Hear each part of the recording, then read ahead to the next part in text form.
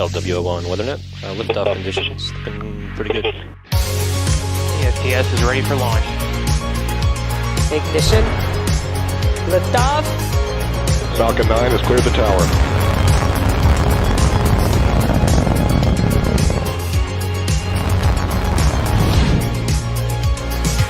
Ten, 9, 8. Side booster ignition. 6, 5, 4, 3, 2, 1.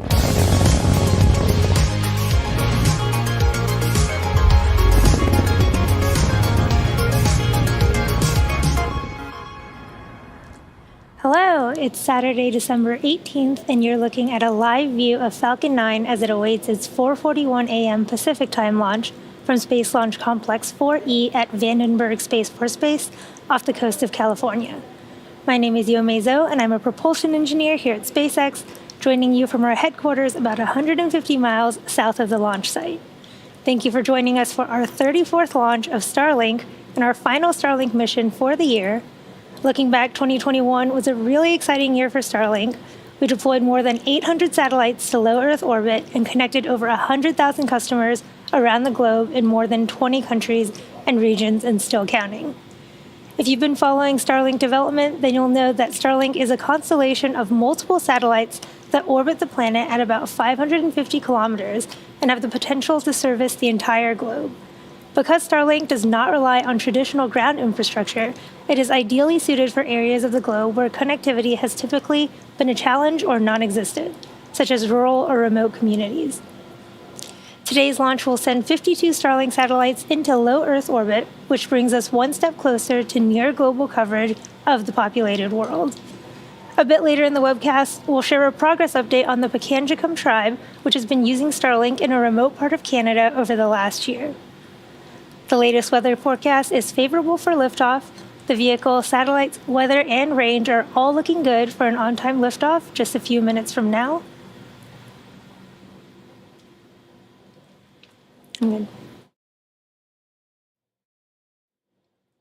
Let's take a closer look at the rocket on your screen. You're looking at a live view of Falcon 9. The two-stage rocket stands 70 meters tall. That's greater than the wingspan of a 747 aircraft. Now, the bottom two-thirds of the vehicle is the first stage. Its job is to accelerate the vehicle through the Earth's atmosphere into space with the help of the 9 Merlin engines at the base of the rocket. It's also the part of the booster we recover and reuse, and today actually marks the first time we're flying a booster for the 11th time. You may be able to see the soot markings left over from its previous 10 flights. We will be attempting to recover the first stage again on our drone ship, Of Course I Still Love You, which for reference is about the size of a football field. If successful, it will make the 98th recovery of an orbital-class rocket. Now, on top of the first stage is the black carbon fiber inner stage, which is a composite structure that connects the first and second stages and houses the pneumatic pushers that allow the first and second stages to separate during flight. Now, on top of the inner stage is the Falcon 9 second stage, which has a single Merlin vacuum or MVAC engine. And once the first and second stages separate at about 2.5 minutes into the mission, the MVAC engine will ignite and carry the Starlink satellites to a low Earth orbit. While Vandenberg is primarily suited for polar launches, today we'll actually be sending our satellites to a 53-degree inclination. And you'll notice the large nose cone at the top of the rocket. This is called the satellite fairing. The fairing houses the 52 Starlink satellites and protects them until the vehicle is outside the Earth's atmosphere, at which point the fairing separates to expose the satellites to space. Just as we reuse Falcon 9, we recover and reuse our fairing halves. The fairing halves that we're using today are flight proven. For one of them, it is the third flight, and for the other half, it is actually the fourth flight. And we will be attempting to recover these halves again once they return to Earth.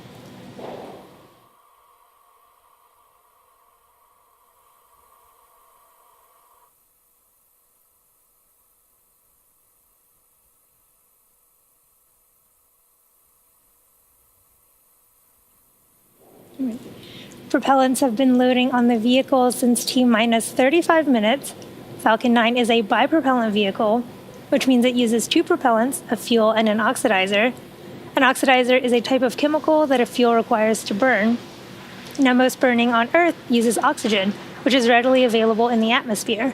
But in space, there's no atmosphere to provide oxygen or any other oxidizers, so rockets need to carry up their own. Now, in Falcon 9, our fuel is a refined form of kerosene known as RP1, and our oxidizer is a super chilled liquid oxygen called LOX. The liquid oxygen is chilled well below its boiling point so that it becomes what we call densified. And that just means we can put a much greater amount of mass per volume and load more of it into the booster. In addition to its propellants, Falcon 9 also needs an ignition source in order to go, and for that we use the chemicals TTEB, or triethyl aluminum and triethyl borane. When it is fully fueled, Falcon 9 holds just over 1 million pounds of propellant that the vehicle will burn through in less than 3 minutes after liftoff. Currently, fuel is nearly fully loaded on stage 1 and full on stage 2, with liquid oxygen just about full on stage 1 and about 30-40% on stage 2. Once all tanks are full, both stages will continue to be topped off with propellant until T-minus 2 minutes to keep temperatures as cold as possible. The latest weather forecast shows we are favorable for liftoff.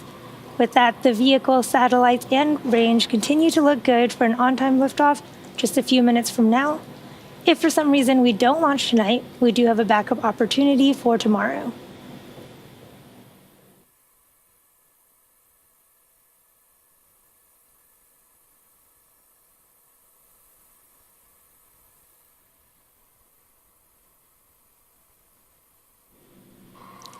Almost 1 year ago, SpaceX was able to connect the Pakanjikum First Nation with 60 Starlink user terminals that were delivered to the First Nation on Ontario for use in residences, community buildings, and businesses.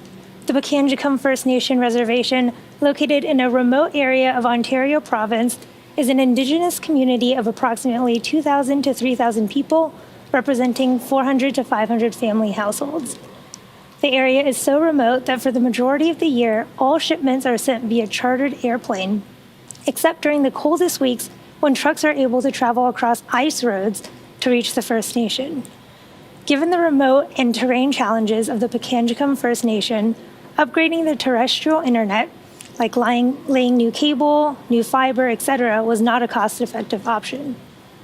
We are happy to announce that the community is very satisfied with Starlink and has extended service for all 60 users for another year and even added 40 residential units for service. The Pakanjikum First Nation Reservation has inspired many more First Nations to reach out to our teams and get their communities online with Starlink. So far, we've been able to connect around 30 First Nation communities with more than 1,000 Starlink kits that mainly went to student homes, local municipalities like clinics, police stations, fire stations, EMS stations, and schools. To learn more about Starlink or to find out if service is available in your area, head over to starlink.com.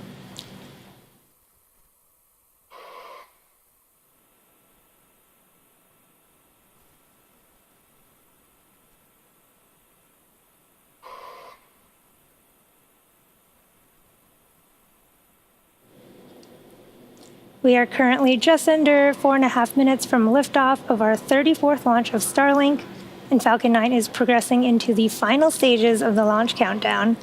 Next up, the truss structure next to the vehicle, known as the transporter erector, or TE, will start to retract. Now, in preparation for retraction, the TE clamps will open, and the transporter erector will begin to pull away from the rocket slightly. Then at T0, hydraulics will pull the TE even further away from Falcon 9 as it lifts off. You can see the clamp arms have already opened and the TE is pulling away from the first stage right now. And the TE is the structure that provides liquids, gases, electrical connections to the second stage, as well as air conditioning to the payload fairing. Now at this point in the countdown, both the first and second stages are nearly fully loaded with 1 million pounds of kerosene fuel and liquid oxygen. Those little white clouds venting from the side of the booster are from the TE LOX line. Both the first stage and second stage should finish loading propellant about a minute apart from one another, with the first stage finishing up at about T-minus 3 minutes, in just a few seconds here, and second stage finishing a minute later. Stage 1 LOX load is complete. Just heard the call out that we have just finished stage 1 LOX loading. Now at T-minus 60 seconds, Falcon 9 will be in startup, so this means that the rocket's autonomous internal flight computers have taken over the launch countdown. And just inside of T-minus 2 seconds, we ignite the Merlin 1D engines and we're set for liftoff. Starlink payload continues to be healthy and the Falcon 9 team is tracking no issues on the rocket. Weather is still looking favorable and the range is green for launch. Here at T-minus 2.5 minutes, let's listen in to the terminal countdown.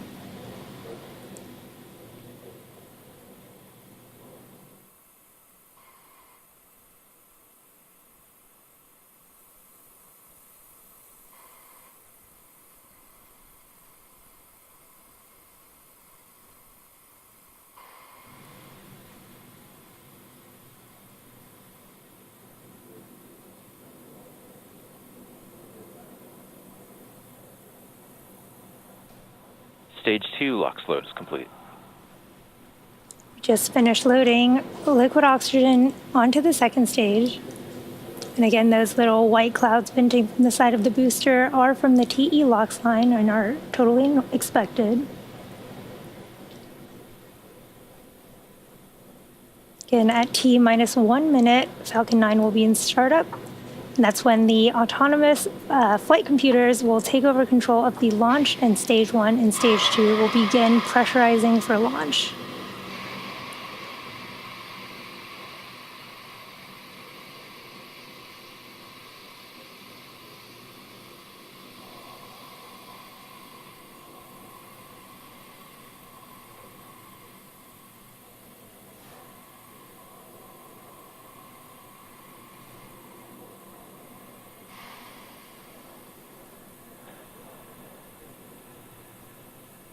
Falcon 9 is in startup. Falcon 9 is in startup. Launch director will give that final go here shortly. Go for launch. Launch director has given that final go for launch. All systems are looking good. Let's listen into the terminal count and watch as Falcon 9 takes our 52 Starlink satellites to orbit. T-minus 30.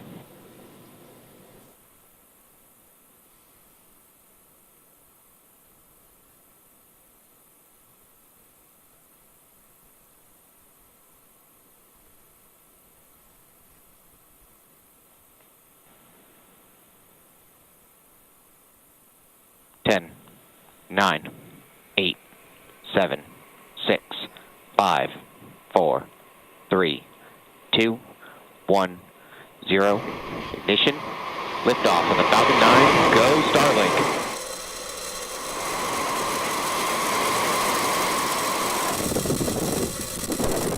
Angle's pushing down right.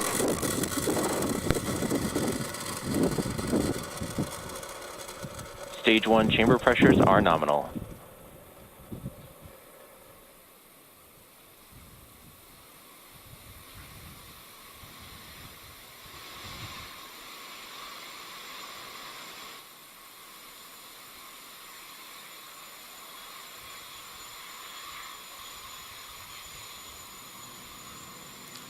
Falcon 9 has successfully lifted off from Vandenberg Space Force Base, carrying our stack of 52 telemetry. Starlink satellites to orbit. Moments ago, we throttled the engines down in preparation for max Q, or maximum aerodynamic pressure, which we should see in just a few seconds Falcon here. is supersonic.